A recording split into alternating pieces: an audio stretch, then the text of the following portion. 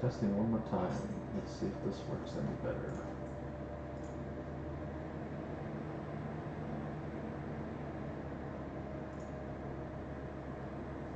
Come on.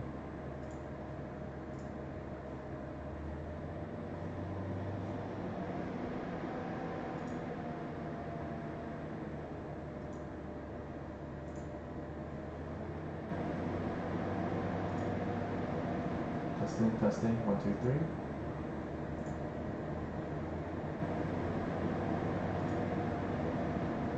Testing, 1, 2, 3. Okay, much better.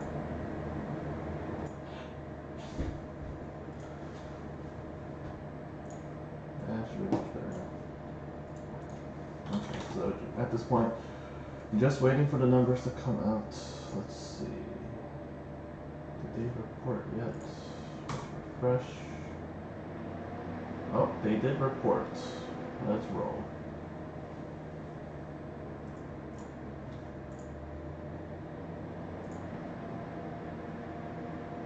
Oh shit. Yeah, genuine stuff, blah blah blah. Let's see, barely a reaction in the stock, it looks like.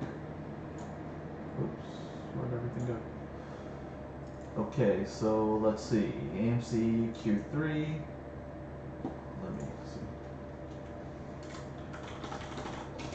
Just got the earnings figures. We'll be showing this on my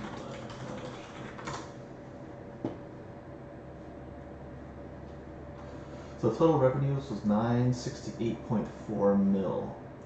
And what did I guess? My guess was 973.6. Net loss increased to 226.9 mil. I predicted 182. Holy wow. Okay, there's a lot more. Available liquidity was 895.8. Okay, so what did AA say? As anticipated and foreshadowed on our last earnings call, yeah, quarter 3 impacted by particularly soft industry-wide box office in the latter 2/3. Yeah, I was about to say, because you still had Top Gun going through for the first month, but encouragingly our overall per patron metrics for both admissions and revenue remain well above pre-pandemic levels, growing 12 to 30% compared to third quarter of 2019. Well, let's see. The amount went up, so your revenue went up for admission revenue and food and beverage, but also the fact that inflation has also kicked in, the fact that ticket prices have gone up, along with food and beverage costs have gone up. Anyways, as our recovery continues, we look forward with enthusiasm to return to Black Adam, which isn't doing very well. Highest opening weekend box office of all time for a film starring Dwayne Johnson. Wow, this is really filler.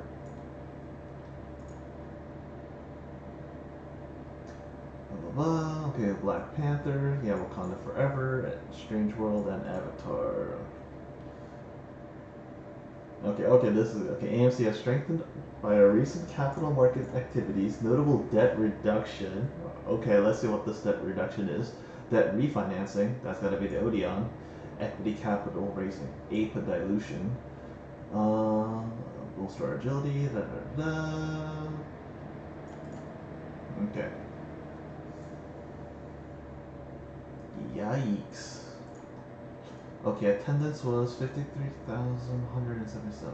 Okay, so 53.1 mil. I guess 48.68 mil. So 51 mil.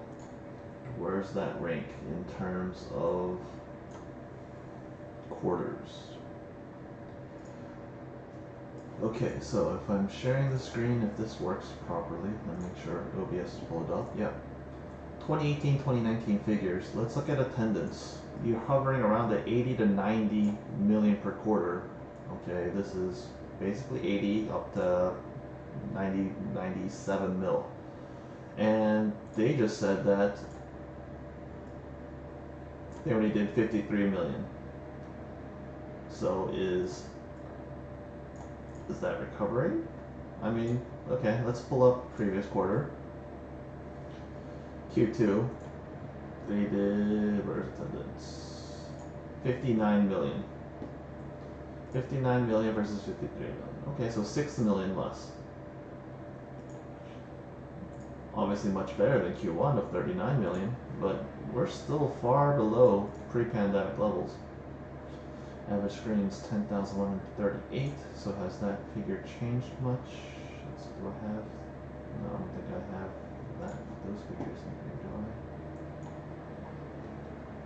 So I do, as of Q2, 10,552. Okay, so the number of screens decreased. Interesting. Okay, so let's look at the breakdowns here. Quarter.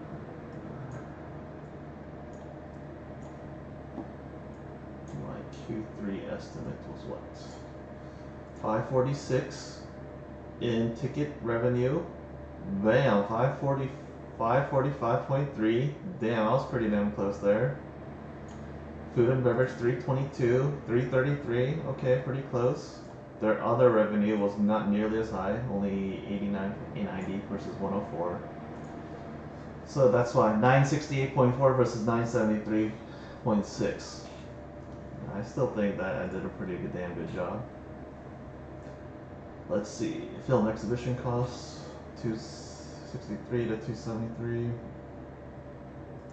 Food and beverage costs, that spiked up. Okay, so 58.5 million, 51.5 million. Operating expenses slightly tick up to 400.6. So a little less than previous quarter, but nonetheless a little bit above what I expected. Rent went up a bit to 223. Okay, not much from previous quarter, but I gave them a slight discount in my calculations. Other, yeah, 40 mil. That's another decent chunk there, and 90, almost 7 mil depreciation. So pretty close. 97 was similar to the previous quarter. So, oh wow, okay. Corporate borrowing expenses, that went up. Interest expense from basically 70 mil up to, or 79.5 mil up to 85.1 mil. So that's why operating loss was 114.9. Then on top of the interest payments, okay. So that's why it was 226.9. And okay, average shares, they combined Ape and AMC.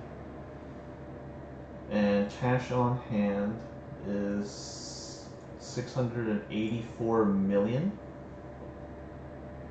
Hold on, how did that happen? They had 962.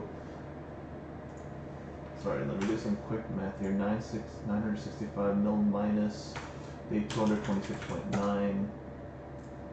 Oh, mil. 0.9. 738. So they had other payables for them to have even less cash on hand.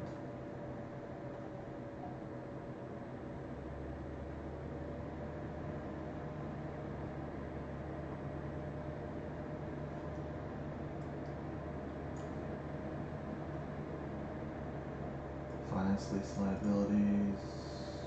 Look at that. Corporate borrowing is still at $5.3 billion. Their debt it's not going down. Okay, so let's pull up previous quarter. Okay, should be soon. 5.358. 5.3. Yeah, the corporate borrowings has actually gone up. Total assets 9.2 billion. Total assets 9.8 billion. Losing money.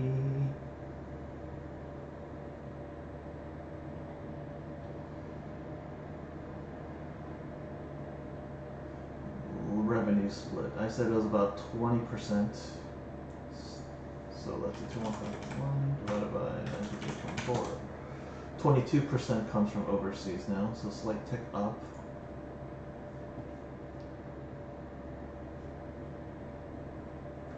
Interest expense, depreciation, operating expense income, EBITDA. Investment expense, what are they investing in? And stock-based compensation.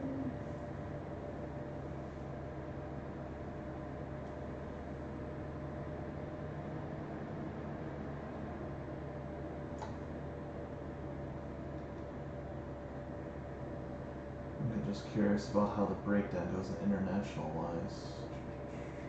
1/3. No, okay. Operating loss. Wow.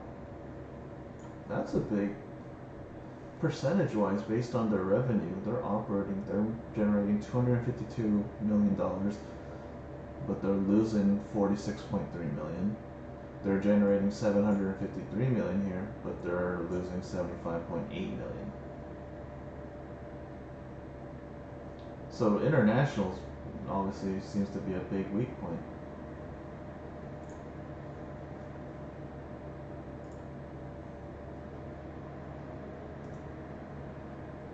Oh, now they show average ticket price.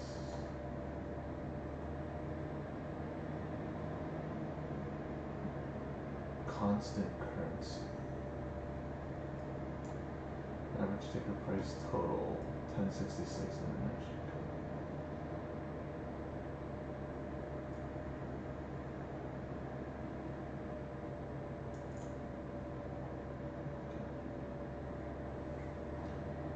Let's see, anything else that's popping up?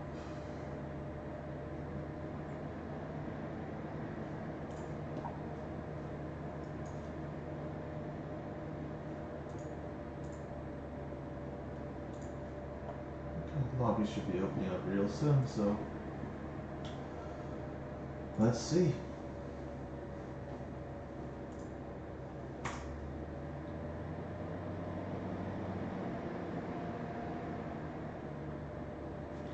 And look at the stock price.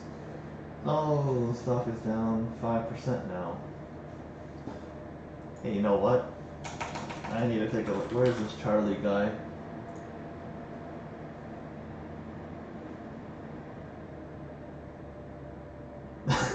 He's in AMC. Let's go. You know what I find hilarious about this guy? Where's this? Here. He bought an AMC $6 November 18th call. And I'm assuming that he's held through this. Held through the earnings. If he didn't average down and doesn't have more money to average down, if AMC stock opens up, even at current levels or below, that IV crush is going to hurt him. But you know what? Look at what he says. Why I went ahead and entered is due to the expected IV crush on earnings being projected less than 1%. What? Does this guy not know how to read IV? Look at historical IV, look at Delta, look at Vega, all the important IV Greeks. This is gonna be... When I did a calculation of, because he has a timestamp here, whatever his share time is and what the P&L was. So I think I calculated him being, was it 30, or roughly a 37-cent average per contract? So 37 cents, so it's like really $37 per $6 call. AMC opens 5% negative. Oh, he's gonna be down bad.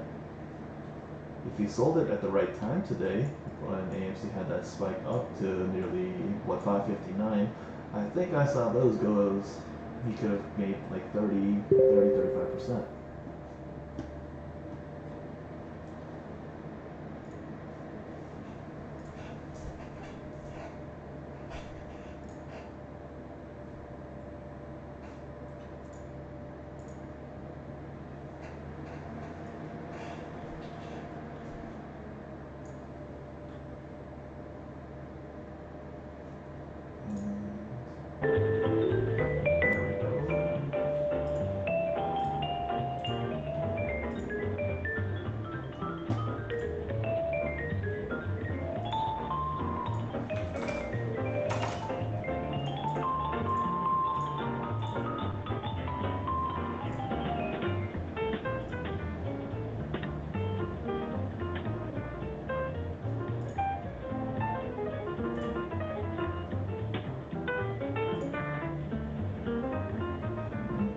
initial founding certificates.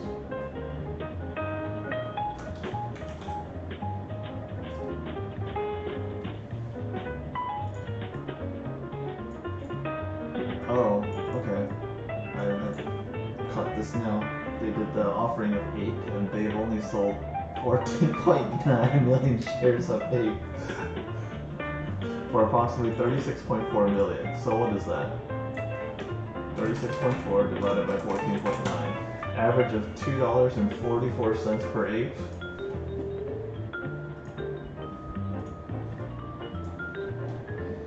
Oh, this is hilarious. Share this with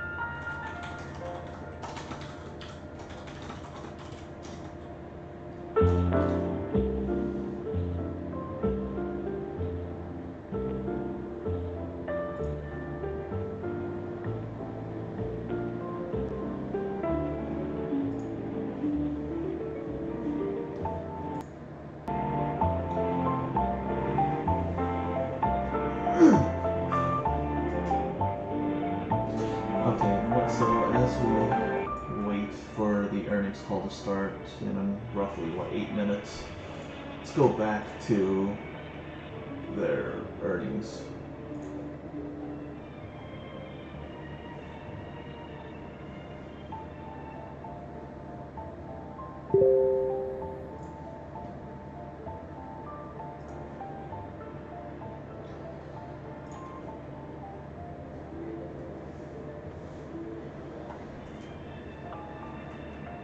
This, where to go?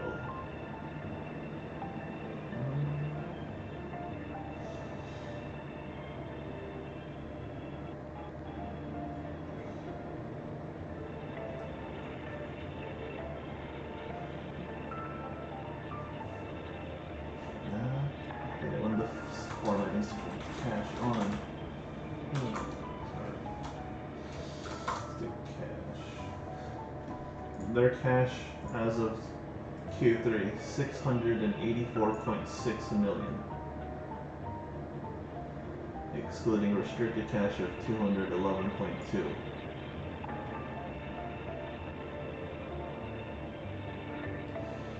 Let's see, so they talk about the Odeon debt. This is a big red flag here.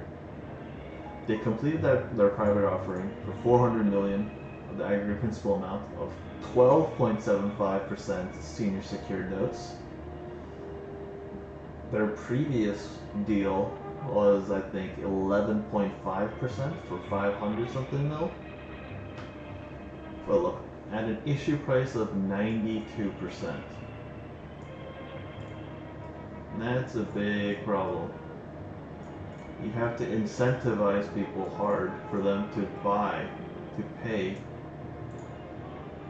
to let AMC raise that money.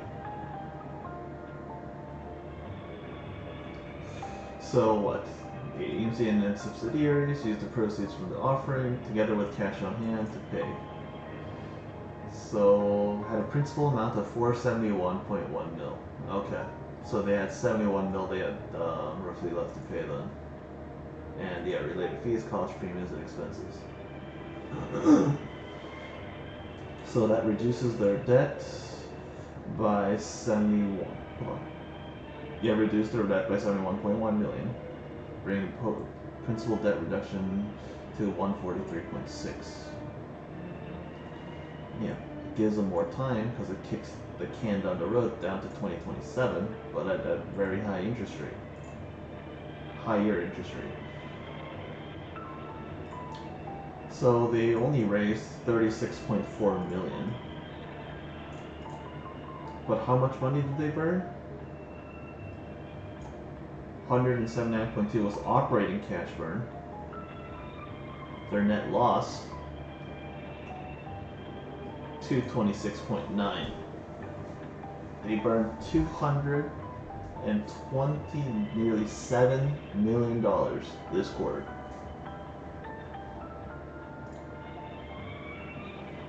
Put that into perspective. Let's pull up. I'm gonna pull up my Excel sheet that I covered in the previous video.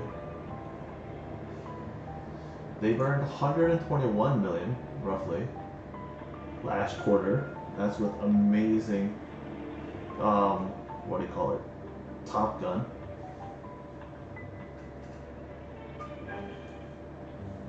Oh, sorry, yeah. I need to get in the habit of reading YouTube chat. So yes, the losses were far worse than I expected. Because losses, I expected 182. Their official filing showed 226. Ape-wise, is like, what was it? Down here, where was it? There we go, yeah, they sold 14.9 million shares of Ape, so very little dilution, but they were only able to raise 36.4 million.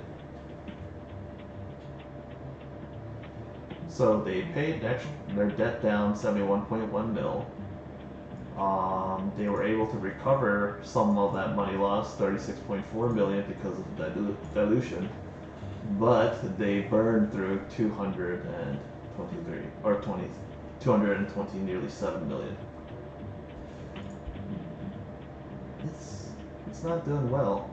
The one thing that did surprise me is also the attendance figures. I was expecting calculations around 48.7 mil. They did 53 mil, 53.1 million in attendance. So that actually should mean that their revenue per patron should be going dip down a little bit lower. So what's their EPS then? Oh, their EPS figure is going to be heavily skewed if they use this figure here.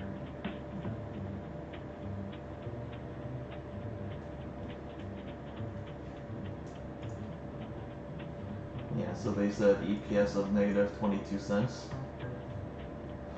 So how was other analyst expectations? Revenue, was 968.4. So it was all they were pretty close on the dot. I gave them a little benefit of the doubt, and I thought they'd do a little bit better. But EPS wise, 22 cents, yeah, falls within expected. I mean, they didn't beat expectations as far as I know for the most part.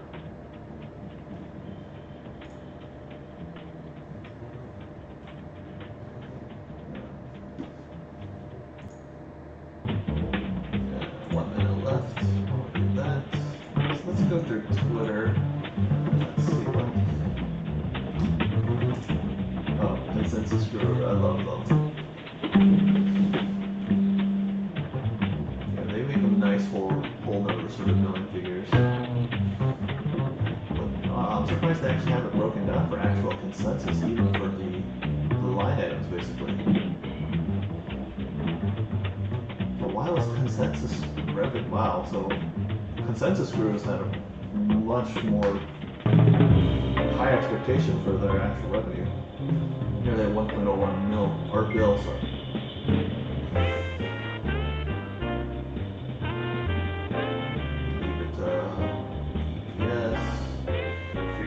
Flow, they're expecting 162, and it was 270. Absolutely terrible. I want to look at what all these grifters are doing. Terrible. What's she saying? The FTD thing, she doesn't know what the hell she's talking about. Okay, so she retweets this. So this was a very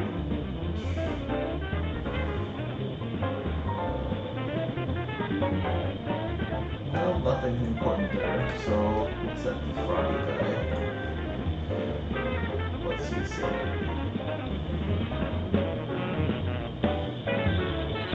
AMC and Inc. will run after earnings. I'm guessing at least 20% minimum. Everyone will cheer for a few days. Greetings and thank you for standing by. Welcome to the AMC Entertainment Third Quarter 2022 Earnings Conference Call. During the presentation, all participants will be in a listen-only mode, and afterwards we'll conduct a question and answer session. At that time, if you have a question, please press the 1 followed by the 4 on your telephone. Operator, please press *0. Today's call is being recorded Tuesday, November 8th, 2022. And now I'd like to turn the conference over to John Merriweather. Please go ahead.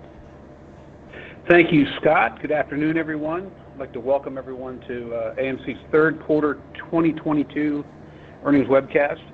With me this afternoon is Adam Aron, our Chairman and CEO, and Sean Goodman, our Chief Financial Officer. So before I turn the call and the webcast over to Adam, let me remind everyone that some of the comments made by management during this webcast may contain forward-looking statements that are based on management's current expectations. Numerous risks, uncertainties, and other factors may cause actual results to differ materially from those that might be expressed today. Many of these risks and uncertainties are discussed in our most recent public filings, including our most recently filed 10-K and 10-Q. Several of the factors that will determine the company's future results are beyond the ability of the company to control or predict.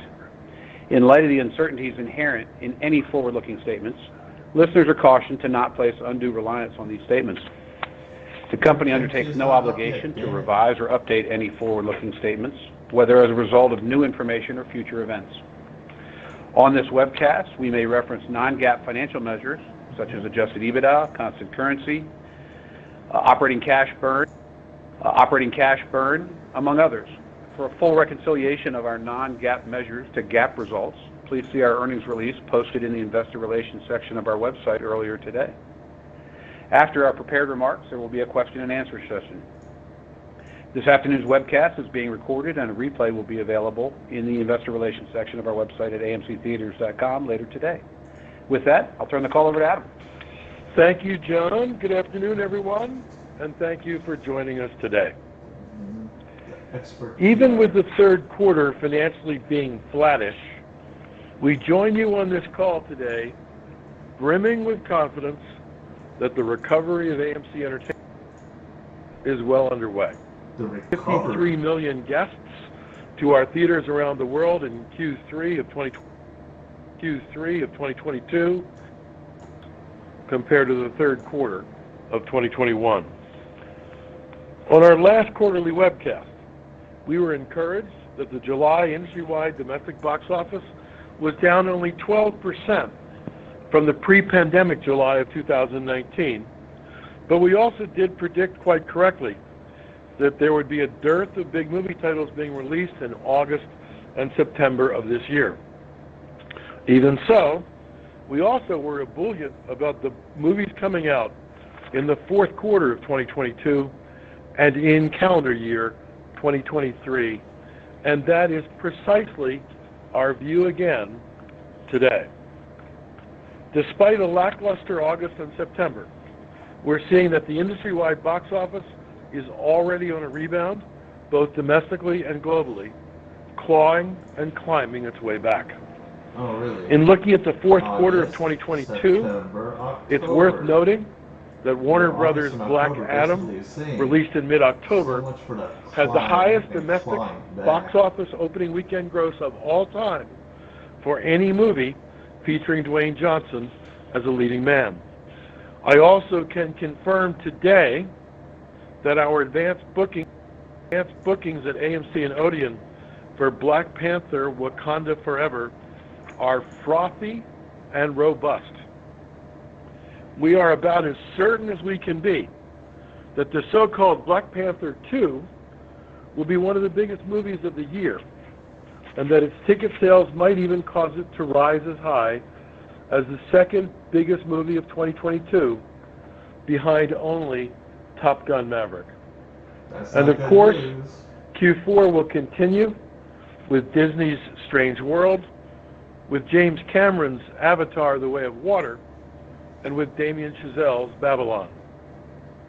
Anchored by a strengthening fourth quarter of 2022, let's get a better sense of this recovery by briefly going back for that month of June, to the beginning. 9.6 million. Recall that when the pandemic hit the scene in early 2020, the industry-wide domestic box office, which is the basic measurement of the size of our industry, fell by more than 4/5 for the full year of 2020, leading to the lowest box office grosses since 1981. But in comparing to 2020, the domestic box office more than doubled in 2021. Our expectation for the full year of 2022, when this year is all over, is that the domestic box office will have dramatically risen and increased yet again, by not quite, but almost by 75%. And while no one's crystal ball is perfect this far in advance, based on our analysis of the movie titles currently expected to be released in 2023, we think that next year's box office should grow yet again by between 15 and 25%, and possibly by even more. Our confidence in looking ahead stems not only from a growing industry-wide box office, but also because of the demonstrated agility of the AMC board and management team to skillfully navigate our way through crisis. Since the beginning of the pandemic, we have taken bold and decisive steps to ensure a recovery for AMC Entertainment by taking action after action after action to enhance our marketing appeal and our operating profitability, while at the same time brilliantly raising capital. Over the last 2.5 years, AMC took in some $2.2 billion of new equity proceeds and another $2.6 billion of debt financings. In addition, we were able to amicably negotiate almost $1.5 billion of further benefit from asset sales, government support, and concessions from both our lenders and our theater landlords.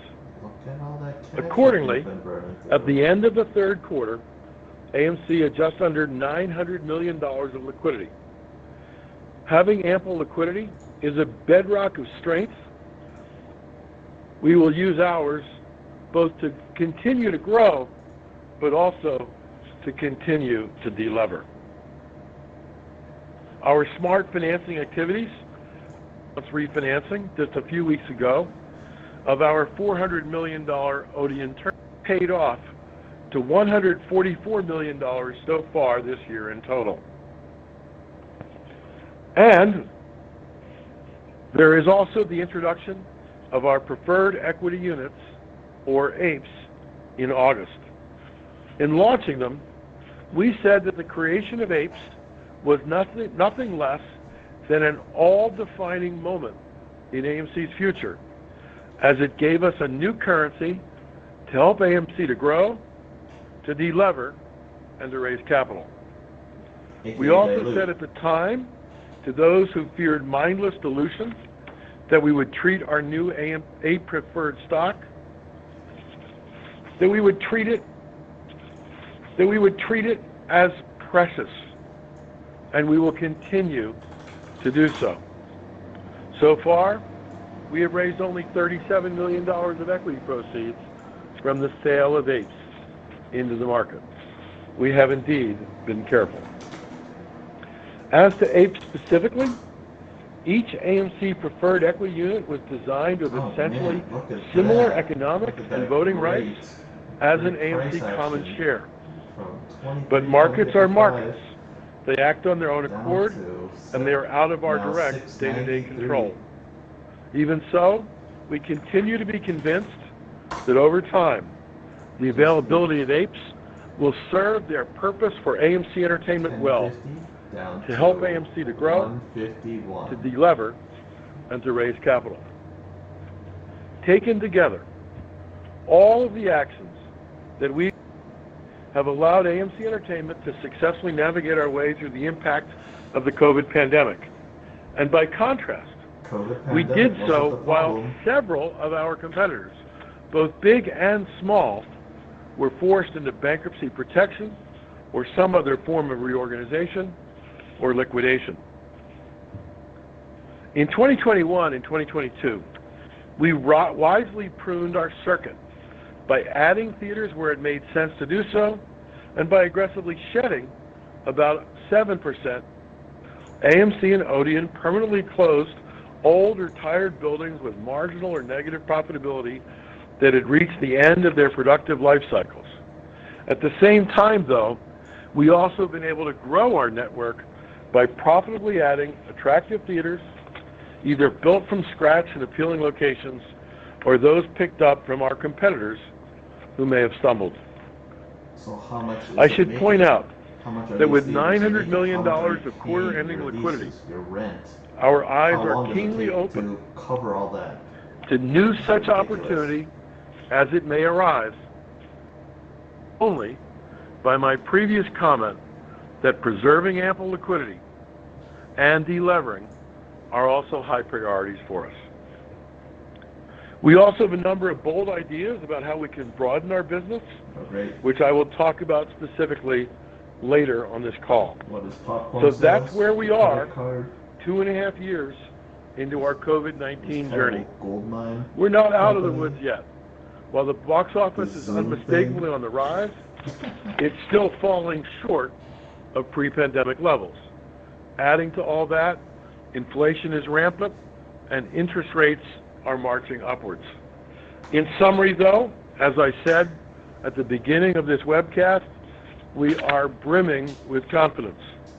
We know what we're doing, and we will manage AMC with all of our skill and determination as we strive to rise to the challenge. With that, I'm going to pass the call to Sean Goodman, our CFO. After that, I'll come back to talk about some key developments and answer your questions. Thank you, Adam, and thank you to everyone for joining us this afternoon. While the third quarter started off strong, August and September were, as we expected, relatively quiet. Nonetheless, the quarter still saw revenue growth of 27%, and that number is 32% in constant currency when compared to 2021. Comparing Q3 2022 to the prior year's third quarter, the growth in revenue was offset by box office concentration with a resulting increase in film exhibition costs, a reduction in government assistance, and inflationary cost pressures. The result for the quarter was a small consolidated adjusted EBITDA loss of $12.9 million compared to a $5.3 million loss a year ago. Note that our domestic adjusted EBITDA in Q3 of $1.2 million was an improvement of $31.3 million compared to the prior year, while the international business, which enjoyed meaningful government assistance in 2021, experienced an adjusted EBITDA loss of $14.1 million compared to adjusted EBITDA of $24.7 million a year ago. Now let's just step back and look at our recovery over the last 9 months. Year-to-date, consolidated adjusted EBITDA is a positive $32 million compared to an adjusted EBITDA loss of $450 million for the same period a year ago. That's approaching $500 million of adjusted EBITDA improvement so far this year. As has consistently been the case in this recovery period, our per-guest performance metrics remain markedly better than pre-pandemic 2019.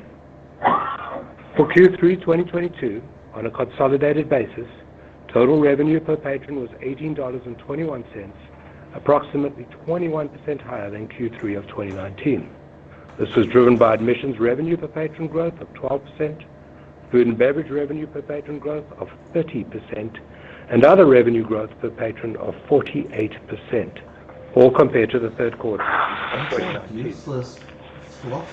Taking a closer look at the domestic business, admissions revenue per patron increased by 15% compared to Q3 2019 to $10.90, and our international business achieved a 2% increase to $8.60. Normalizing for the strength of the US dollar compared to 2019, international admissions revenue per patron increased by 10% in constant currency. From a food and beverage perspective, we continue to enjoy exceptionally strong food and beverage revenue per patron. In our domestic markets, food and beverage spend per patron in the third quarter was $7.11. That's 33% higher than average spend in pre-pandemic Q3 2019. And in the international business, food and beverage spend per patron was $4.10. That's nearly 15% higher than Q3 of 2019 and nearly 24% higher on a constant currency basis. Finally, domestic other revenue per patron increased by 54%, and international other revenue per patron increased by 37% and 48% in constant currency.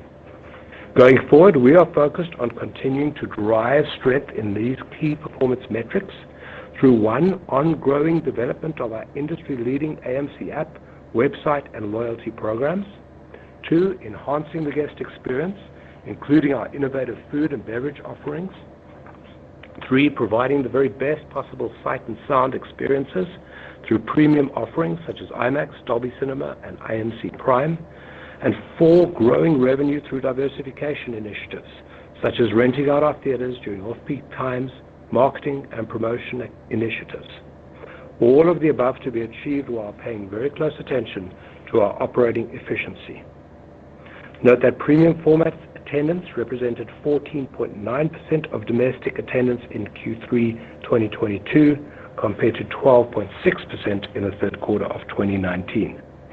And in our international markets, premium format attendance represented 9% compared to 8.4% in the third quarter of 2019. Let's talk about the balance sheet now. We ended the quarter with liquidity of $896 million. This is comprised of $685 million of cash and cash equivalents and $211 million of undrawn credit facilities.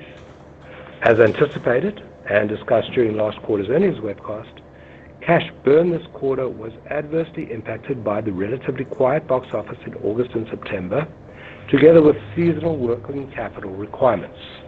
Our working capital will naturally come under pressure when a relatively strong quarter is followed by a weaker quarter, and Q3 was no exception. Operating cash burn for the quarter, representing cash burn before debt servicing costs and before deferred rent payback, was approximately $179.2 million. Looking ahead, we expect our cash burn to improve in Q4 with a return to positive operating cash generation. Regarding capital allocation, our priorities remain unchanged. Operating cash flow positive. 1, maintaining sufficient liquidity to manage through the recovery phase of the business. 2, strengthening our balance sheet by extending I'll show you the maturities, calculation reducing debt, breakdown and of reducing what the they need to associated do. interest costs.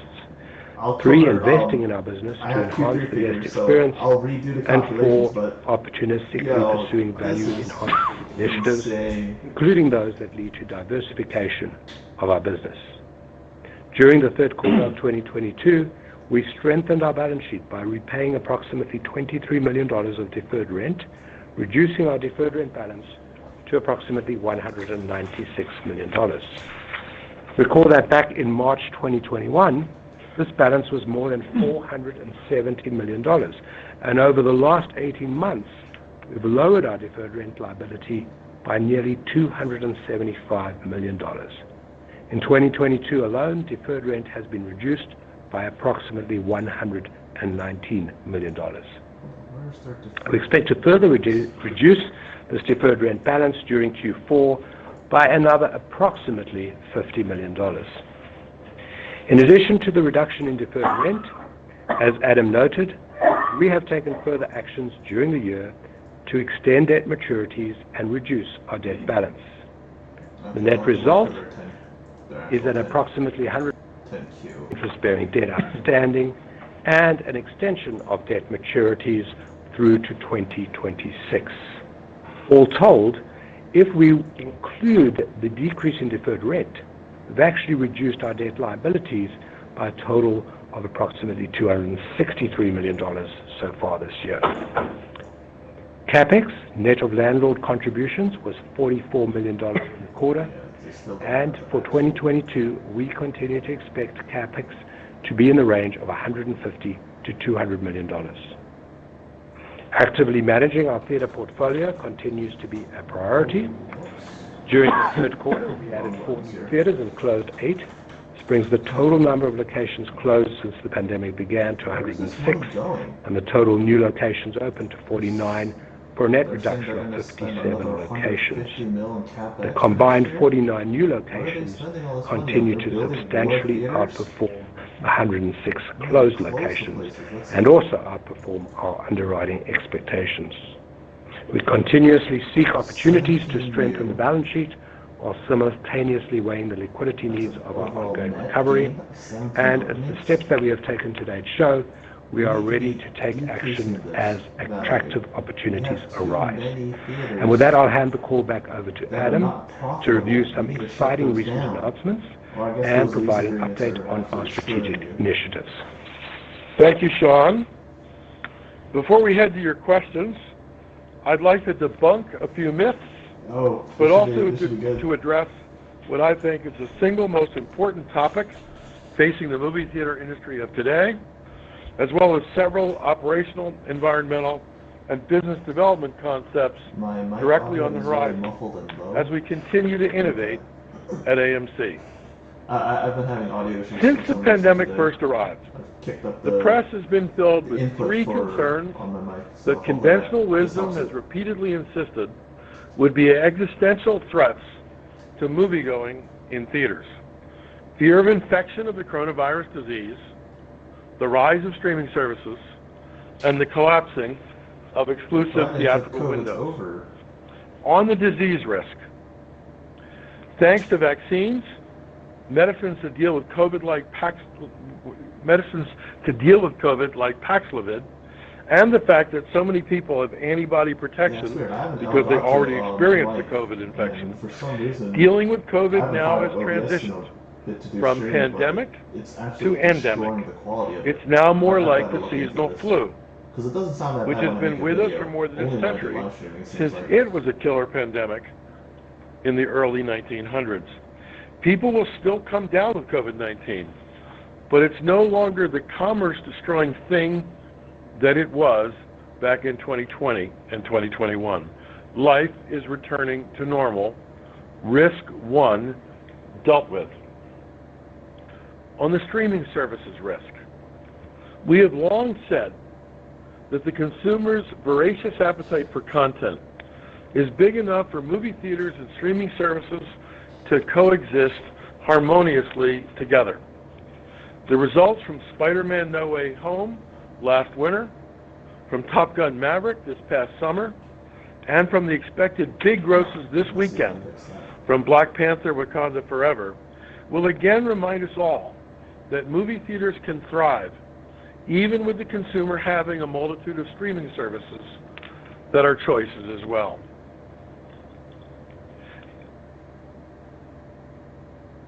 As opposed to streaming services being a threat, we think they're a potential ally for AMC Entertainment. This month, for example, we're showing our first ever Netflix movie at AMC, the sequel to Knives Out. We recently announced that we will be showing Paramount Plus's smash hit Yellowstone in our theaters.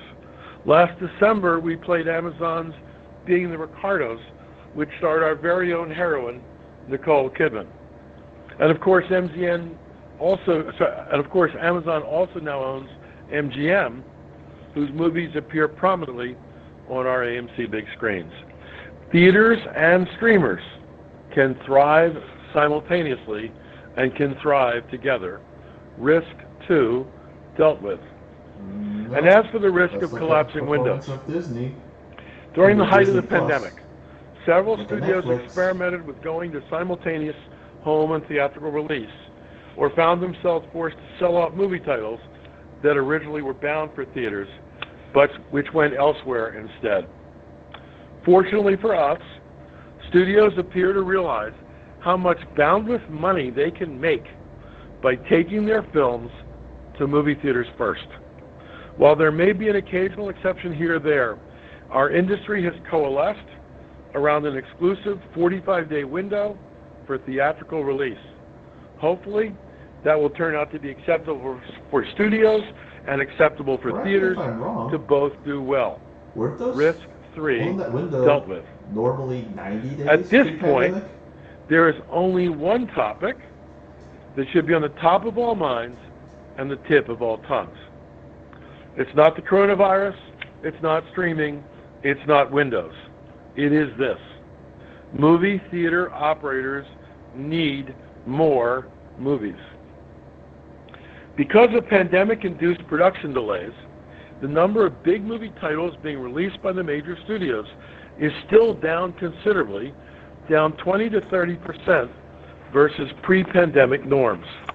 We eagerly await more film product to show, but I also can report to you today that we are seeing considerable progress on this front. Every few months, I have the opportunity to meet in person with the leaders of all the major studios in Hollywood. Over and over again, I am hearing from them that they are doing all in their power to pick up the pace of the number of movies that they will be releasing theatrically going forward. That's the major challenge facing the movie industry right now, above all else. Well, who's going to and there can be optimism movies? That more movie titles, rather than fewer movie titles, are in our future. Movies. Let's turn back to AMC initiatives. There are 7 that I'd like to address directly and update you on. Oh, that's very 1. Given the financial struggles of many other companies within our industry, our eyes are wide open to opportunity that may arise for AMC. There is nothing further to report to you today on this subject, but know for sure that we are paying close attention. That's point 1. 2. At our existing theaters, we're doing an enormous amount of business on our premium large format screens. So we're doing all that we can to renovate existing screens and increase the number of IMAX, Dolby Cinema, Prime, and iSense screens at our AMC and Odeon theaters. 3. We have started the multi-year installation of laser projectors broadly across thousands of auditoriums in the AMC system. They dramatically brighten and sharpen the images on our screens, thereby greatly improving the movie-going experience for our guests. Laser projection is also the biggest single green initiative that AMC has ever launched, as they decrease energy consumption and they eliminate the need to dispose of depleted halogen bulbs in landfills. 4. Just yesterday, we announced a truly exciting partnership with Zoom, in our view, the world's leading video communications platform, to enter into the multi-billion-dollar meetings market for corporate and other meetings. With this new partnership, we are able to offer meeting organizers the best of both worlds, the spectacular communications technology of Zoom, combined with the comfort, size, scale, and state-of-the-art sight and sound capabilities of AMC's centrally located theaters. These new Zoom rooms at AMC are an all-new product that will be available in as many as 17 major cities across the United States starting sometime in 2023. Using a Zoom room at AMC, meeting and event organizers will be able to bring together decentralized workforces or customer bases in significant numbers of people from different markets, but together at the same time for a cohesive, both virtual and in-person meeting experience. It is not a well-known fact, but already, right now, AMC does about $20 million a year of meetings business, and that's limited to one movie theater at a time without the cross opportunity to link up through Zoom technology theaters in multiple markets simultaneously. We're optimistic about the growth in revenues that we can generate from the very substantial meetings market. You only do 20 mil a year. Additionally, 10x that, we're in the that's only final 200 throes mil a of year. development of an AMC branded credit card.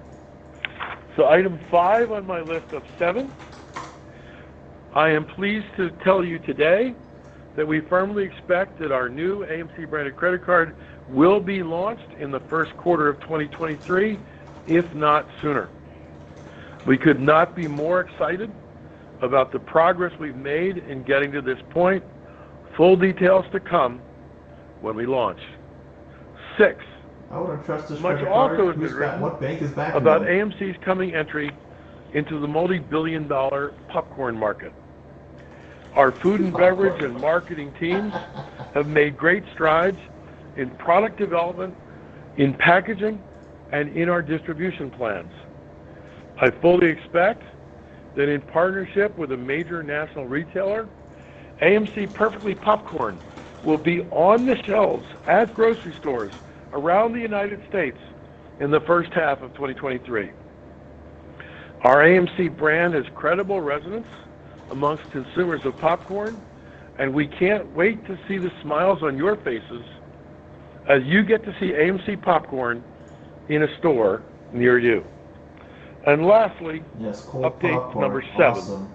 Let's briefly tell you about developments recently at Hycroft Mining. Just last week, AMC. Hycroft reported the second round of results from its drilling exploration program, the biggest such exploration program on the Hycroft mining site in northern Nevada in nearly a decade. As was the case when the first round of exploration results were announced, Hycroft uncovered more gold and more silver, and of vital importance, Hycroft has been finding ore deposits that are of significantly higher grade. We made the Hycroft investment recognizing the vast potential of the Hycroft asset if the company were appropriately capitalized. The results to date are extremely encouraging. I have to admit to being amused how receptive our shareholders were to our investment in Hycroft, and by contrast, how astounded Wall Street professionals were to that same announcement. Accordingly, while there's no certainty in life, nothing would give me more pleasure someday well down the road than to report to you the degree to which we can monetize our Hycroft investment, hopefully in eye-popping numbers. In closing, we at AMC very much appreciate the support that we continue to get from our passionate shareholder base. And let me say personally that it's been a particular honor for me to meet with many of our shareholders one-on-one at the movie screenings I've personally been hosting around the country. And as of next week, across the globe, cash burn as my 11th such screening will be for the movie of the hour, the much anticipated Black Panther: Wakanda Forever, at the Odeon Lux Holloway Cinema in London this coming Monday night, November 14. Look at all the debt. Sean, let's now move to questions, both from our shareholders and from industry analysts. Let's start with questions from our shareholders. Thank you to them for submitting their questions. I've grouped the questions into three categories. So the first category, Adam, is innovations.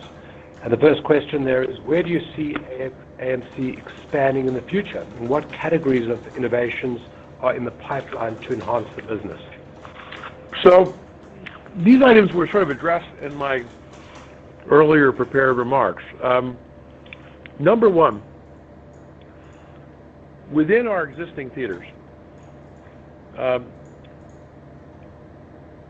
the amount of business that we do in our premium large format screens is significant. Sometimes on our opening weekends, even though our premium format screens represent only 10% of our auditoriums, sometimes they're producing as much as 50% of the gross of our films across the network. So it makes sense for us to increase the number of premium format, large format screens in our system. And that we're doing. We're going to introduce more IMAX screens, more Dolby Cinema screens, more iSense screens, and more Prime screens. So that's happening. Second, in terms of innovation, again, I mentioned it in my prepared remarks, but I can't say enough how big it is that we're deploying about $250 million of resource to introduce laser projection in about half of our auditoriums. This is a technical term, but the so-called light levels inside a movie theater with laser projection as contrasted with a halogen bulb, it goes up by between 50 and 100%. It means the pictures on the screen are sharper, they're brighter, and therefore the movie watching experience is that much better. We're always going to want to create an environment in our theaters that makes a consumer want to get off their couch at home and come out to a theater. And brighter, sharper pictures, especially doing so in an environmentally friendly way, is a good way to do that. And then the third major item of innovation for AMC is what we've been doing away from our theaters. Things like the branded credit card, things like Perfectly Popcorn, things like Zoom Rooms, which is in our theaters but away from movie watching per se. These are all areas where we think AMC will shine going forward. And it's not exactly innovation, but you talked in your remarks about how we closed 100 plus marginal theaters and opened 50 new ones, and the 50 new ones make a lot more money than the 100 that we closed. I do continue to think that as the rest of the industry stumbles financially, we're going to see increased opportunity to grow our network and take advantage of our various strengths. You want to grow Next question here, Adam, is a request for an update on AMC On Demand. AMC On Demand, which we introduced several years ago before the pandemic, has always had kind of low usage. And candidly, while it's a good little product, I think our money is better directed elsewhere. And so the money that we have been investing to grow AMC Theaters On Demand is money I think that instead we ought to be putting in the placing a significant number of branded credit cards or taking popcorn to the home popcorn market. So I think that as we look to 2023, we're going to look to either phase out AMC Theaters On Demand or alternatively joint venture with another party to offer that same capability to our guests but not necessarily to investment spend to build it up ourselves. So I mean, it takes me to the point that at a time when dollars are precious, because the recovery of the movie industry has taken a considerable time. You and I agree, Sean, that like we need to be laser focused on making sure that every dollar counts. Cut every dollar of expenditure, increase every possible dollar of revenue, back the best ideas, walk away from the ideas that may be intriguing, but maybe of lower grade priority. Two questions here. Thanks, Adam. Two questions here that you did mention in your prepared remarks, but people are asking when can they expect to see AMC branded popcorn on the shelves, and what is the long-term potential of the partnership with Zoom? So maybe you want to add a little bit more color. Sure.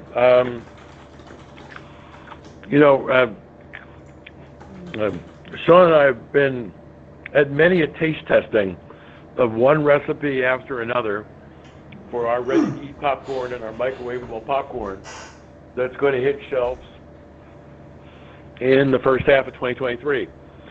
We've seen the packaging, which I think is beautiful. We've had numerous conversations with major national retailers and are getting really favorable response. People want to carry this product on their shelves. You're going to see it in the first half of 2023. I was supposed to caveat everything because you never know what can go wrong, but my firm expectations is on the shelves first half of the year. As for Zoom, I was in the hotel industry for a good chunk of my career. The meetings market is a multi-billion-dollar market. And for any of you who've gone to a hotel for a meeting, taste testing groups, what are they telling you? And sat in their ballrooms or in their breakout rooms, their chairs are not comfortable. When you compare the comfort of an AMC signature recliner seat to what you might get at a hotel, we beat them. Traditionally, we've only been offered to offer meetings at a theater as a standalone entity. Now, thanks to our partnership with Zoom, we're going to be able to link up theaters in city after city so that people who want to have a nationwide meeting, instead of having to get everyone to fly on a plane and go to a convention city, can do so simultaneously at our theaters. And I saw some reaction to the press announcement yesterday at Zoom. Why would people go to a theater? Why don't they just sign in on Zoom? Because like Zoom's an amazing thing. As you know, we run our whole company on Zoom for like 2.5 years now. But the answer is when you've got 50 or 100 people in a city, and you've got those 50 or 100 people in a dozen different cities, it's not the same thing to have 500 or 1,000 little mini pictures on a Zoom screen where everybody is alone, either at their desks in the office or maybe at home or somewhere else, signing into Zoom one by one by one by one. This gives us the best of both worlds because people can still gather in a medium-sized group in a city and be hooked up through really sophisticated Zoom technology in another city, or in another city, in another city, in another city. Because we could hook up multiple cities with no problem. And I got to tell you, this idea was the idea of the CEO of Zoom, who literally called us up and wanted to share with us his idea how Zoom could make AMC theaters a compelling entry into the meetings market. And the second we heard the idea, we were all for it, and we think the financial opportunity is big. Remember, we already do $20 million a year in meetings business, and that's without the ability to link city after city at the same time. So don't want to give a specific goal, but hopefully the revenue opportunity is large. How much is Thanks, Adam. Zoom So, taking from that? question about What's our their operations, especially looking into 2023 in the current environment. The question is, we're all seeing the impact of inflation on our daily lives. How's this impacting AMC? So, for those of you who are under the age of 35 on this call, you probably don't even remember what inflation is. But for those of us who are old enough to remember Jimmy Carter when he was president of the United States, we lived through inflationary periods. And they stress the system because costs rise. And if you want to know how much they raise costs, just look at what the national inflation rate is. That tends to be the cost that everything goes up in the country. What's particular, so in terms of a starting point, when you hear inflation statistics being reported nationally, you should assume that AMC's costs are going to go up by a similar amount. Having said that, what is very unusual in AMC's case, That's terrible, is that because that's not always true. because the costs box passed office down is are on a very- path of recovery, Will vary. the volumes that we're seeing in our theaters, the volumes of customers that we're serving, is rising dramatically. And as a result, we pick up operating efficiencies and increased operating productivity because the number of guests coming into our theaters is coming down, essentially because we're spreading our fixed costs over more people. So we're in the enviable circumstance that we've got a mitigating offset to inflation. The increasing productivity that comes from being able to spread our fixed costs over a larger customer base is offsetting a big chunk of the inflationary costs that would otherwise not be mitigated without this increasing volume of customers for productivity gains. A product to scale, is that what And you're the next saying? section here is a couple of questions about the stock. And the first one here is, please explain why you believe the stock has gone down and why management has been generally silent on this matter. Oh, So- why? So this is the biggest question of the day, isn't it? Let me start by saying I am a major AMC shareholder.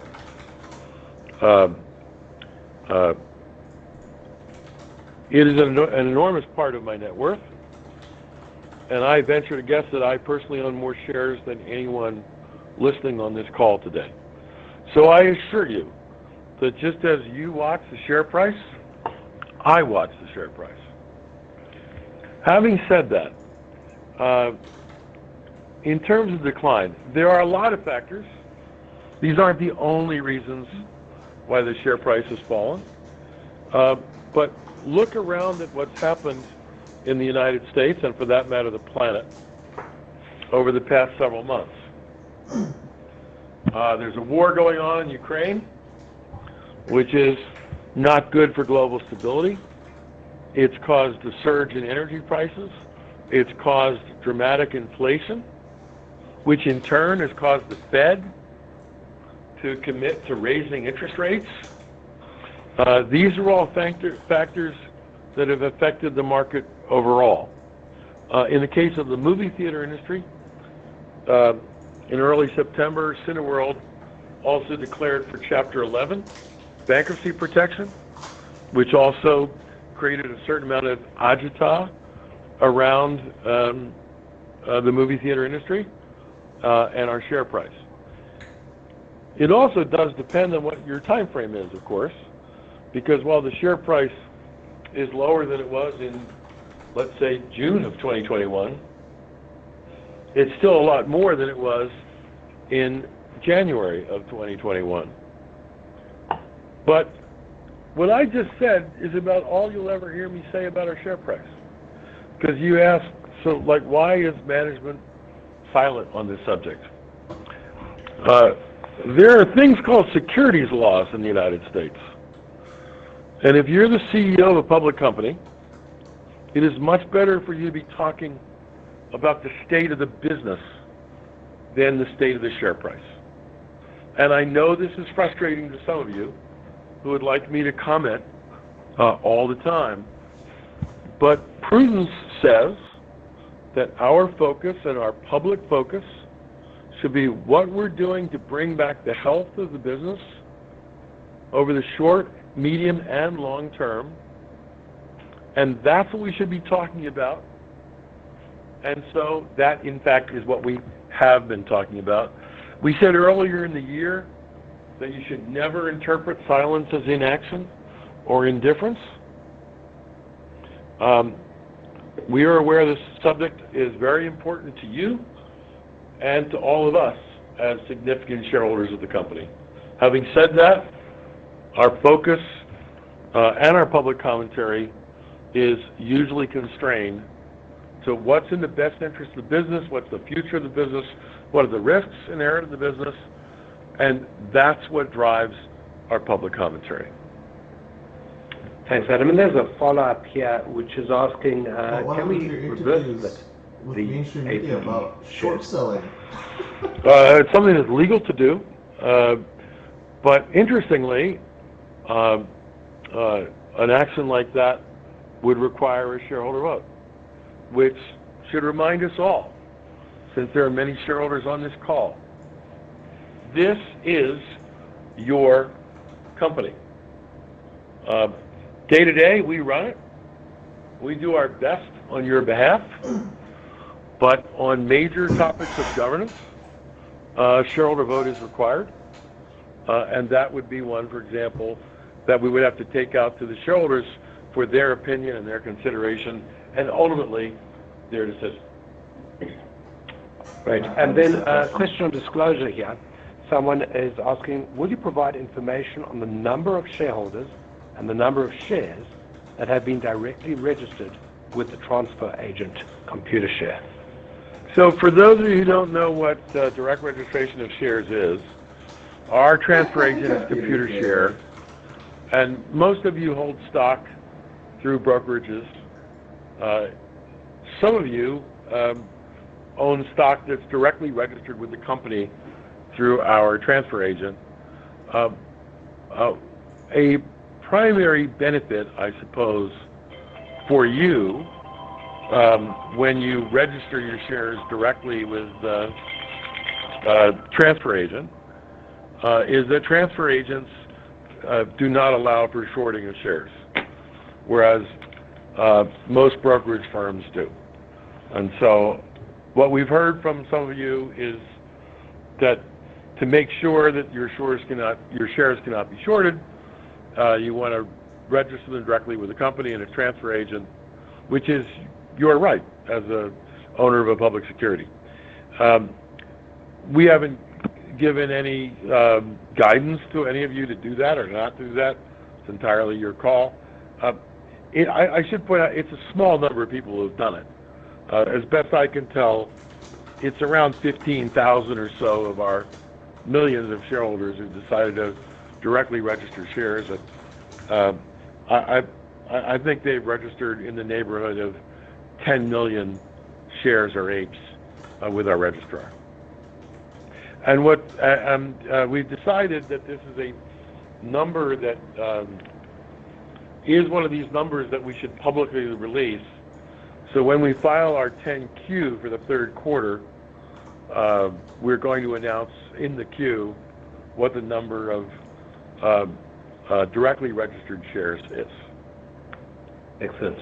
And then the last question that I have here, and then we can go on to questions from analysts, is do you have any comments regarding the acquisition of Twitter by Elon Musk?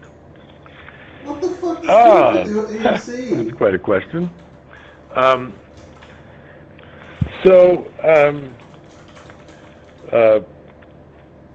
The funniest comment that I heard on Twitter in the past 2 years was, the two great meme stocks are AMC and GameStop. and then there's Musk, and the guy who runs AMC is Adam Aron, that begins with an A, and Ryan Cohen, that begins with a C, runs GameStop, and of course there's Elon Musk, and somebody strung together that AMC was Aaron, Musk, and Cohen. Quite something to behold. But Mr. Musk is just taking control of Twitter. And I have no comment, really, one way or another, whether he will do a fabulous job owning and running Twitter or not. But what I can tell you is that the asset that he bought, meaning Twitter, this is the most incredible communications tool that I've ever seen.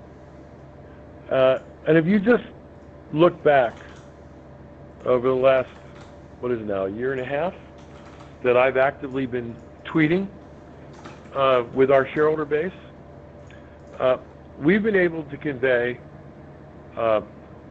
hundreds and hundreds of important messages to you all about what's going on in our company. And I've been able to read literally hundreds of thousands of inbound comments back to us. I spend about an hour a day on Twitter, mostly reading what you have to say. And I learn so much about what's on your mind. And it gives us the opportunity not only to learn by listening from you, but also to share information with you and share news with you.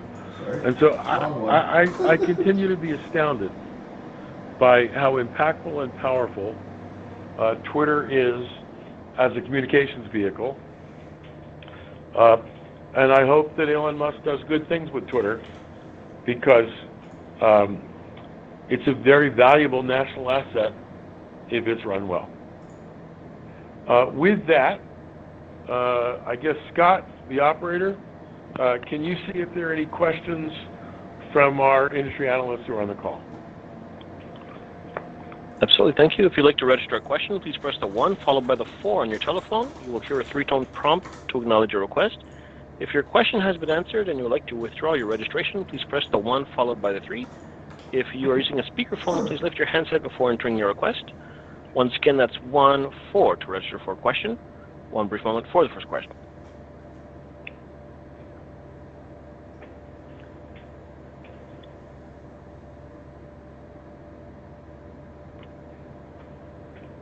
And we have a question from the line of Jim Goss with Barrington Research. Please go ahead, your line's open. Good afternoon, Adam. Hello, Jim. How are you doing? We're all good so today. How are you doing? Good. I thought I'd ask you about the Stubbs A-list. It's been sort of not relevant for the past couple of years as the content and everything has been under pressure, but I wonder if you might talk about whether you have a plan to revive it, make it more relevant as the amount and mix of content improves, and where it might stand right now. What is your starting point? Sure. The A-List was, for those of you who aren't totally familiar, A-List is our subscription program, up to 3 movies a week for a fixed price of between $20 and $25 a month, basically. When we launched the program in June of 18, it instantly took off. And it popped up to as much as 15% of our total moviegoing in the United States. And we have a similar program, by the way, in London called Limitless and in Germany at our Odeon theaters in the UK and our UCI theaters in Germany. In Europe, the Limitless program has grown considerably. And back in the height of the pandemic, when our theaters were all closed, obviously There was nobody paying us $25 a month to go see 3 movies a week because all our theaters were shut. So we put AMC A-List on pause in the United States and cranked it up last year. The good news is we're already back to between 600,000 and 700,000 A-listers, up from 0 during the pause. And again, we're seeing, depending on the title, 10 to 15% of our total moviegoing is coming from A-list members. So the A-list numbers have continued to rise from the second that we unpaused the program. If you look at A-listers as a percentage of our total moviegoers, it's kind of on par with where it was prior to the shutdown. And we intend to be very aggressive going forward to continue to attract people to the program. Okay, the one other thing I might ask. Yeah, sure, go ahead, Jim. Okay. Now, I was thinking with alternative content, you've had an opportunity to try a number of things for the same reason. The theaters have been under pressure. I'm wondering if there are any things you've shown on your screens that you think have some promise to be more than just better than nothing else. Yes. Better than nothing else. So, we had good success with the concerts that we showed, whether they were live or taped. We had good success with WWE and UFC events. And we've experimented with some professional sporting events. For all those things, concerts, the various sporting events, we need to secure what are called rights, broadcast rights, from the leagues or the owner of the IP. And in all cases, we were encouraged by the results, and so we will be on a path to try to negotiate rights with the various IP holders so that we can grow our alternative content going forward. All right, thanks a lot. Thank you, Jim. Operator, am I correct, Scott, that we're done with questions for the day? Correct, there are no further questions at this time. Only one question. Great. So to all of you joining us today, analyst. thank you. I think I'd like to close the call with 2 thoughts. I said in my opening remarks that we're brimming with confidence as we look at the recovery path that AMC is on. That's the first comment. The second comment is to keep us continuing to be encouraged and brimming with confidence. Black Panther, Wakanda forever. Black Panther, Wakanda forever. Black Panther, Wakanda forever. It's going to be a big weekend in the movie theater business, and we're excited to be talking to you today just ahead of this new very big movie being released theatrically. Thank you for joining us. We'll look forward to talking to you again next quarter. That concludes the call for today. We thank you for your participation. I say please disconnect your line. So that was it? That was the earnings call? Okay, let me close out of it. Okay, so slight recap. I took notes for the whole earnings call. So what? AA pushed 7 things, saying that he's paying very close attention. They're focusing on increasing their premium services, so screens, renovations, IMAX, Dolby, Prime, etc. He seems to focus on this multi-year installation of these new laser projectors that are more green. I'm more curious about, hey, how much is it? I think he said it during the con. I think I missed it, but what's the cost of these projectors? What was the cost of the previous projectors? What's the cost of these new projectors? What's the cost savings? Like, what's the break-even point? What's the real ROI on this? Is it going to take 5 years to pay them off? 10 years? 20 years? How long? Obviously, we already know from the press release from previous days, the Zoom partnership. It's going to be in 17 cities sometime in 2023. This, for me, not a big thing. I don't see how this is a big deal. They said they currently do about 20 million a year for meeting business. How is this Zoom partnership going to bring in more revenue? You can't compare yourselves to convention centers and hotels. Oh yeah, up to 17 cities. But how do they compare? Like, oh, you say, oh, these hotels and convention centers have terrible chairs. Well, they have better facilities. They are able to better cater. A lot of these places, you need food for these meetings. You think AMC has proper food for a lot of these meetings and conventions and stuff? No. And your theaters are dark as shit. They're super dark. You're not going to get anything done for these meetings. And they're hella dirty.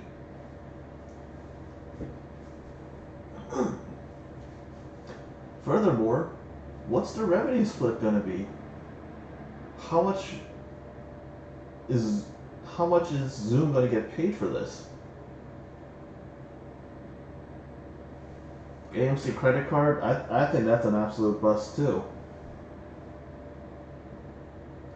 How are they backing this?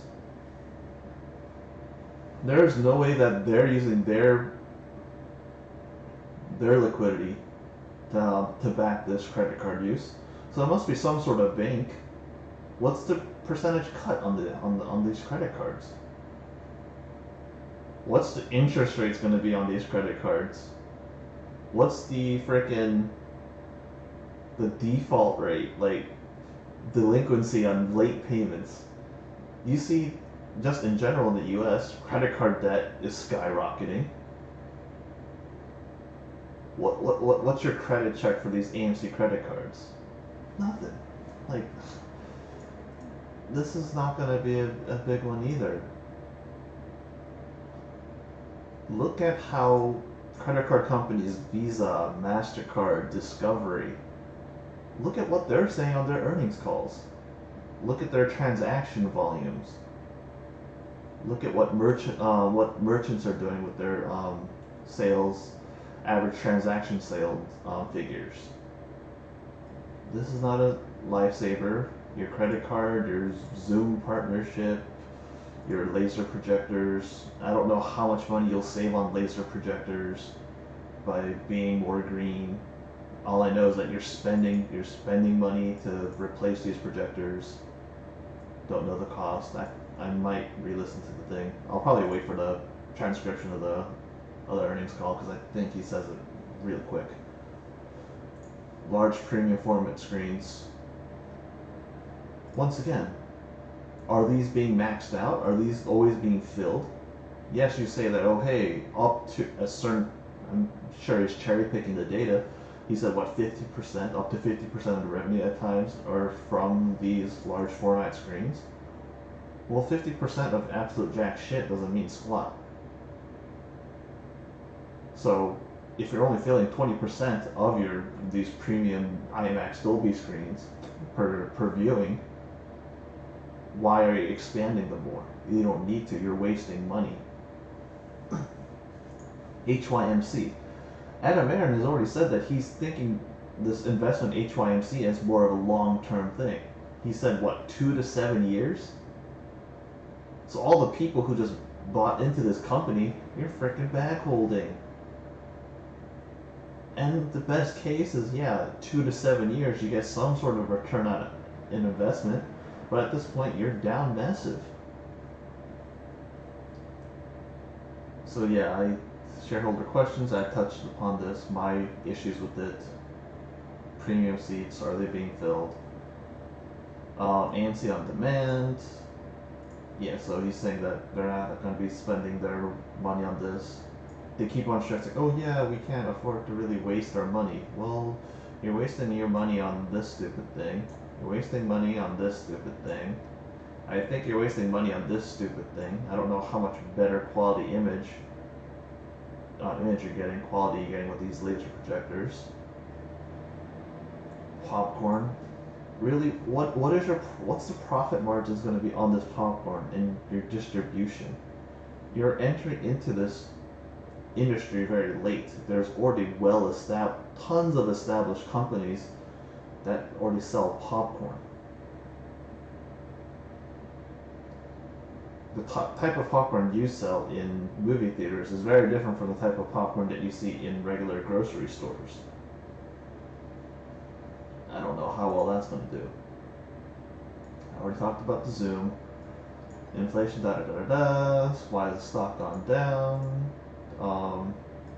This was interesting. Yeah, the whole number of shareholders and shares registered through computer share, so the DRS thing.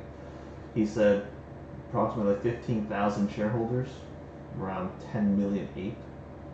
So I did the calculation, that's roughly like 600 something. Watch these people run away with this and say, oh, Adam Aaron saying 6666666 devil something conspiracy theory tinfoil hat. That'll also go into the whole thing, same thing with the Twitter thing, that Adam Aaron, Elon Musk, Ryan Cohen.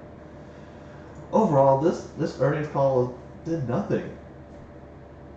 There was nothing covered in this earnings call that gives you optimism for this company. So let's briefly go through their earnings again. Revenue 968.4.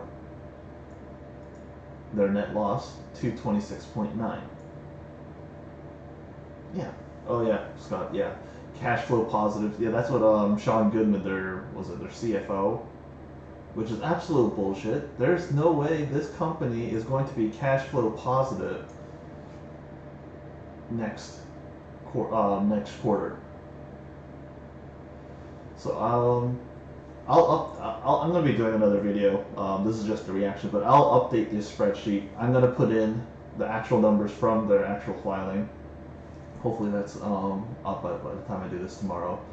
And then I'll do recalculations of what their quarter 4 estimates is. I already did a brief estimation following this line. They'd have to do so much more. Hold on, so what was it?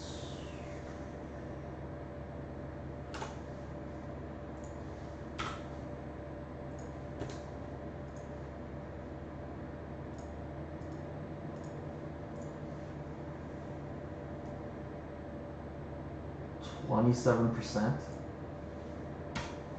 They needed 27% of this, of Q2. You're gonna need hell of a ridiculous remaining a little more than 1.5 months.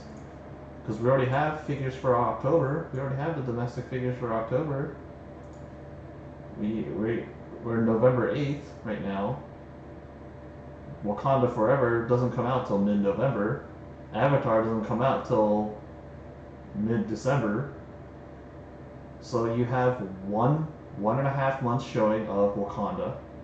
You have half a month, not really even half. I think less than half, because it was like December 18th or 19th or something for Avatar. You gotta mix in Christmas. You gotta mix in New Year's stuff. So less showings. So you're banking on Wakanda Forever, and Adam Aaron is already saying that, hey, Wakanda Forever is going to be good, but hey, it's probably only going to be the second best movie of this year. Well, if it's less than what Top Gun Maverick did, then your quarter is going to be shit. You're still going to burn money. There's no way you're going to be cash flow positive the next quarter.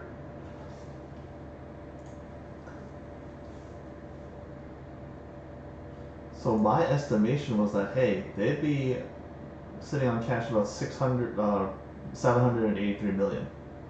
No, they're down to 600 something million.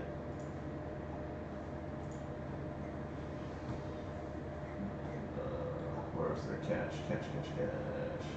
684.6. 684.6.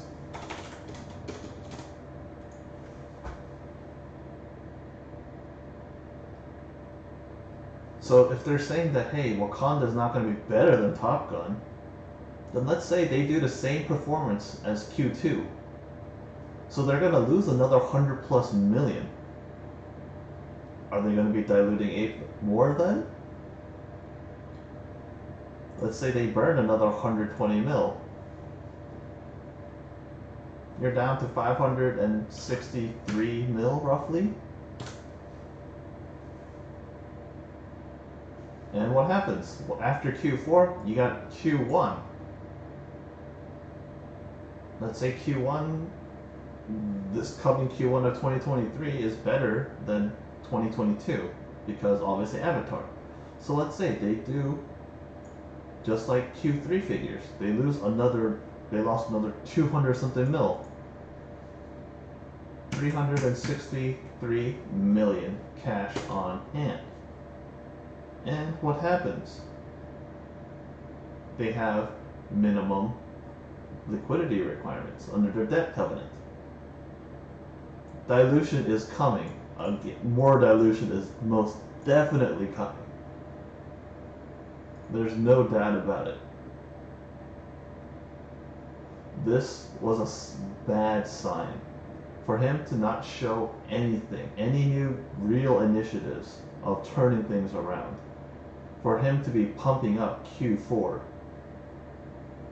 it's a bad sign. It's only going to get worse. Let's look at AMC. Current stock price aftermarket. It is currently 6:15 p.m. East Coast time. It is down to 533, nearly down more than 5%, little over 5%. No, not 4.8%. Ape is down, oh my goodness, 8.75%. It is down to $1.46. Is that a new 52-week low, or however long it's been in the market? Oh no, $1.41 is the lowest it's been. So it's not quite the lowest it's been ever, but it's getting there. So they've only sold, how much they say? 16 million something Ape, right?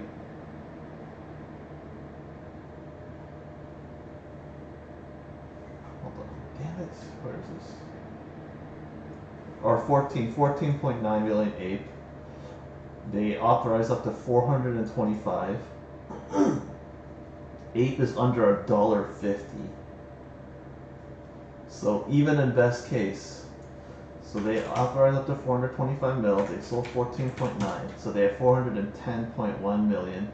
Let's say they sell it at best price 1.5. 615 mil. Okay, so what's their average cash burn a year then? Q1, Q2, Q3. Let me update this with the new figure real quick, and then I'll be wrapping up the live stream. 226.9. 226.9. Oh, damn it. Negative. They burned through 685 million. Hold on, that should show up under filing. Right? 3 months. Yeah. They've burned through 685.9 mil, $686 million so far this year. I bet you they're gonna burn probably another 100 mil next quarter. So 100 to 120 mil. So you know what? Let's make it nice and easy. They'll burn $800 million for all of 2022. Ape dilution, if they do all of it at 1.5, only gives them $615 or $615 million. So this dilution, if they do all of it, grants them basically three more quarters.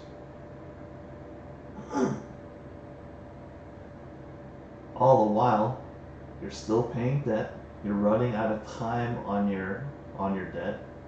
Yeah, sure, you pushed your Odeon back from 2023 to 2027, but you got other loans that are coming off that are due. Rent deferrals, lease payments that you're behind on that were deferred. Those are going to come back. Interest payments are only going to go up. Your costs are only going to go up. You need to downsize the company. You don't need to expand the company. Yep. Short thesis, sorry folks, it's still hell on. It is going on strong. Bear season is fully upon AMC. There is no frickin' MOAS. The only MOAS, the only squeeze that's happening is squeezing dumb apes. You guys are, you say every week you're buying more, you're buying at the cheap. No, you're providing liquidity, exit liquidity to folks. All those hedge funds and those terrible companies, those damn hedgies, those terrible short sellers, you're giving them your money.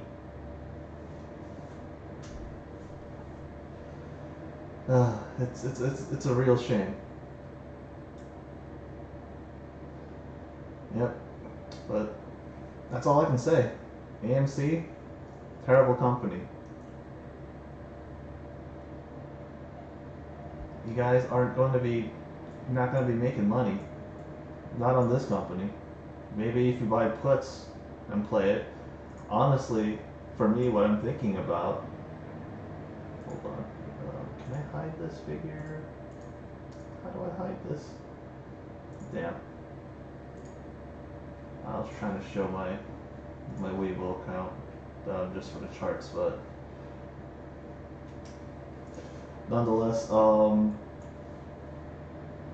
I personally have thoughts. I'm going to wait for CPI figures. After that, if we aren't bullish overall, I'm loading up on puts on this company again. I think that there's a lot more downside to this. You had Citigroup issue out a price target on this company for what? $1.50 to $2 a share. It's going to be reaching that pretty soon, I bet you. If Q4 results are terrible, I can bet you it's going down. Oh, Charlie's calls? I can't wait to wail on this retard. At the end of the... Oh, come on. AMC, let me pull up. AMC options. Here's $6 calls.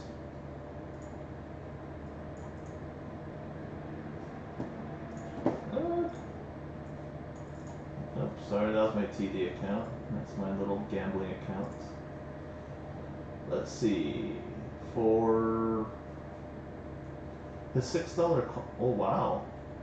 Oh, Ivy jacked the fuck up at the end of the day. So he was up. If he didn't sell, he had a average cost basis of roughly 37 to 38 cents per contract. At the end of the day, those $6 AMC calls you're able to sell them for 46 cents. So he was up. He was up like 8 to 9 cents per. IV on those was 204% IV. IV crush is coming in hard. When IV resets back down more towards 140, anywhere from 120 to 140%, and the stock has moved down 5%. So let's think about IV crush, think about theta decay, look at the negative delta hit you're going to take.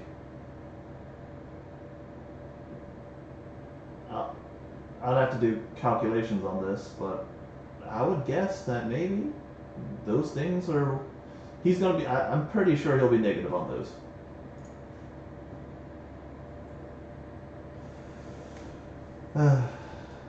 Yeah, but this was fun. But I think our entertainment will soon be dwindling down because this company is going to go down pretty soon, or at least in the terms of retail interest. I would think that, hey, within the next 9 months, I think retail will have left AMC. The company itself will still run because it has obviously money to burn. It'll continue to run for at least 2 more years before any major restructure or bankruptcy claims. But I think there's still crazy, delusional people that believe in it. But over the next 6 to 9 months, I bet you, majority of them will have left if they have not already started to leave. Nonetheless, thank you, folks.